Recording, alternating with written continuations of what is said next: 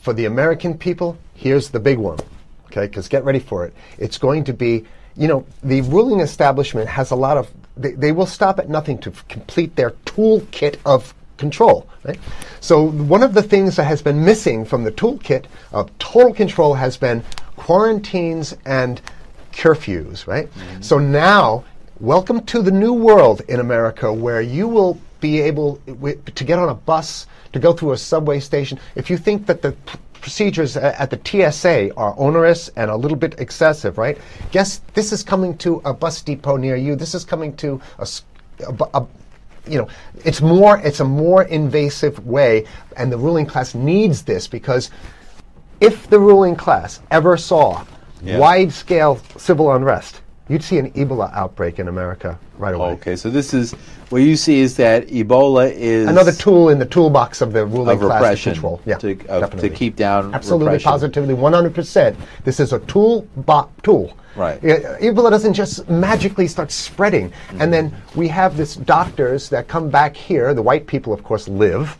Mm-hmm. The two whites who got it survived. All the black people that get it die. Right? And then this one doctor is associated with this Christian charity over there. That's Billy Graham's son, the main doctor who came back here, the young guy. And it's very possible that these one of these NGOs over there is going around with a veil of Ebola, or spreading it from a small plane onto villages. The point is to get hundreds of thousands of people infected with it and create the next phase of control. Now, one of the things I'd like to show to back up my claims here, here's a document from the Rockefeller Foundation. Rockefeller Foundation right there. You can zoom in on that where my finger is. It's called Scenarios for the Future of Development and International Development, the Rockefeller Foundation. All right? Okay, let's take a look at what they're saying here. This is something like a 50, 60-page document. I'd like you to go to page 18, if you can look at this up on the internet, but I'll read it off to you. It's called lockstep, lockstep. And this is a phrase that I used right after 2001, when I saw the entire system of the United States, including the population, were in lockstep.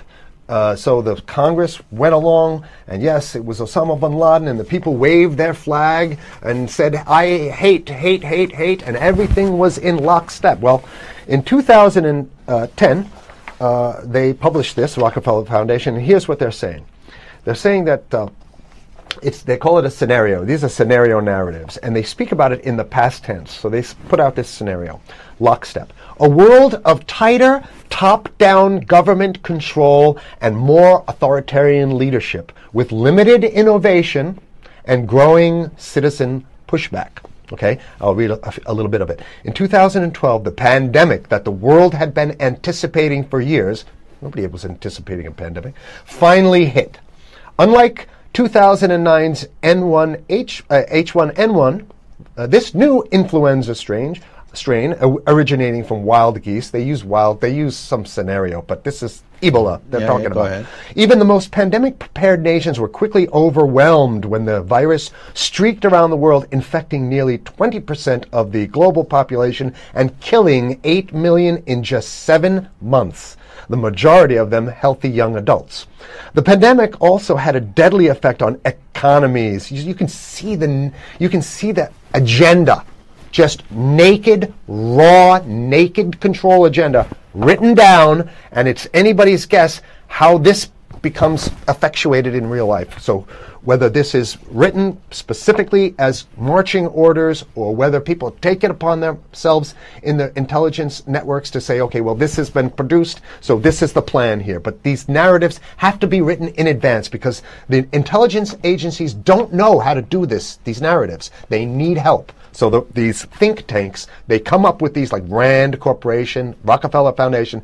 These are think tanks of death. They're not the think tanks. They're not there to find great ways to help people. Right? Okay, the pandemic also had a deadly effect on economics. International mobility of both people and goods screeched to a halt, right? Which is what they want. They want a completely isolated world, right? Debilitating industries like tourism and breaking global supply chains. Well, of course they want tourism. They want you stopped because they're not in the tourism business, and they want you at home in your house in front of the TV, then they got you. Because once you watch the TV, they own your soul. Even locally, normally bustling shops and offices sat empty for months. Okay, so I love how they talk about it in the past tense in 2010. Right? The pandemic blanketed the planet, though disproportionate numbers in Africa died. Southeast Asia and Central America, where the virus spread like wildfire. It sounds like the opening monologue of a disaster movie, right? Exactly. Over the opening credits as they show the disaster. Sure. And they made it real. They have something like this, a narration like this over the credits that sets you up. Now listen to, here's the good stuff now. But even in developed countries, containment was a challenge. Now here's this one. I love this one. The United States' initial policy of strongly discouraging, in quotation marks, strongly discouraging citizens from flying proved deadly in its leniency. So they're saying, that... No, keep going. Okay, read it. Proved deadly in its leniency. So they should have been tougher, right? Accelerating the spread of the virus, not just within the United States, but across borders. However, a few countries did fare better. China in particular. The Chinese government's quick imposition and enforcement of mandatory quarantine for all citizens, as well as its instant and near hermetic sealing off of all borders, saved millions of lives, stopping the spread of virus far earlier than in other countries. So the message is here is we have to look towards the Chinese, the oppressive totalitarian Chinese regime as an example of what we need to be doing here. And of course, the ruling class here loves the Chinese regime because they have demonstrated to the ruling class the most efficient form of capitalism, which is authoritarian capitalism. So we have capitalism, but unfortunately we have this veil. I get it. We have this veil of democracy. This is very interesting. This is continue on. Okay.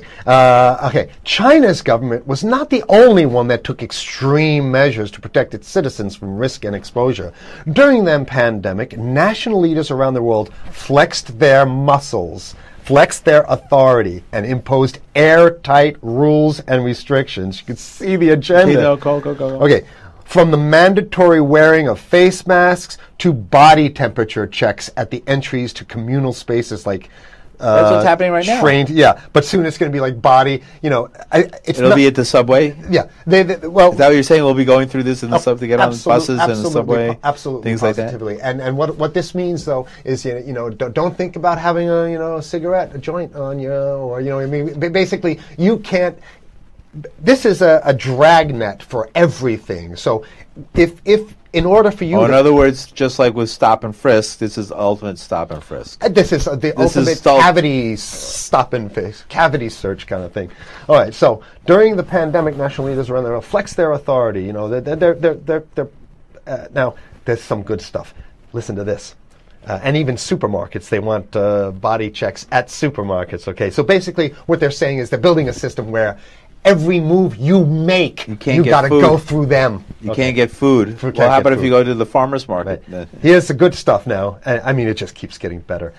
Even after the pandemic faded, this more authoritarian control and oversight of citizens and their activities stuck and even intensified. That's the whole point. So they're going to get rid of... Didn't that happen already with 9/11? Of course. 9/11 was how many, 14 years ago? And we still have all these draconian rules. So they're going to put the body cavity USA searches Patriot and all that. That's right. So in order to get to a supermarket, you got to have a body cavity search. And then when there's no more Ebola, well, you know what? We kind of like this way because we have an complete infrastructure of a control grid, like my friend down in Austin, Texas, Alex Jones says, control grid. Okay. And yes. Alex Jones is a controversial figure. Well, you may not like a lot of what he says, and I think that a lot of his stuff is a little bit, I think the way he delivers it can very much turn people off. However, he is hitting the salient points. Let's say. Now, even after the pandemic, in order to protect themselves from the spread of increasingly global problems, from pandemics and national terrorism to environmental crisis and rising poverty, leaders around the world took a firmer grip on power. Well, what the hell would rising poverty have anything to do with imposing strict citizen controls with face masks? So they're very sloppy stuff here. At first, the notion of a more controlled world gained wide acceptance and approval. I'm sorry. Nobody likes this stuff. They're just saying it. No, I have to provide analysis. We only have 5 minutes left, so that's. Oh my God. Okay. Citizens willingly gave up some of their sovereignty and their privacy to more paternalistic states in exchange for greater safety and stability. I mean, that's just a complete naked contradiction to the famous saying that if you think you're going to give up a little bit of your security, I mean, if you're going to give up your freedom for security, you're going to get neither. That's the long-standing thing. And here what they're doing is they're not even ashamed or embarrassed to absolutely say the exact opposite. They're saying, yes, we all want to give up our privacy and sovereignty for more stability and security and stability. So you don't get that. When you give it up like that, you get the shaft. That's right. Okay. We have the National Security Memorandum of December 10th, 1974. This is Henry Kissinger's brainchild. The National Security Memorandum number 200. You can look that up on your internet. I'll summarize it. He says that there's too many people. We got to get rid of the population. So to answer your question, from earlier, he says he used the word depopulation, which is different. Depopulation means killing people that already exist, and it's to get the minerals. I guess the main thing to finish off this show is this: that they want to get more control, more and it's going to be curfews and quarantines. So what I'm saying is that unless the American people start to get some new way to revolt, a new way to organize, new way to protest, unless we can break through the apathy, because that's what we have here, then it's going to be a slave state here. The ruling class doesn't seem to have too much resistance. They're getting everything on their Christmas shopping list, and they've been wanting quarantines and curfews for a long time. Now they got it. And if you want to live in a world where you're tricked into all this stuff because it's for your safety, right? And if you want to have a probe and make sure you got to check your pockets, make sure you don't have anything incriminating on you before you go out, and when you step out of your house, you want some police there to monitor and see what you're doing. If that's the world you want to live in, be apathetic, don't do anything. You're going to get that world very soon. It's coming your way, definitely. Mm-hmm.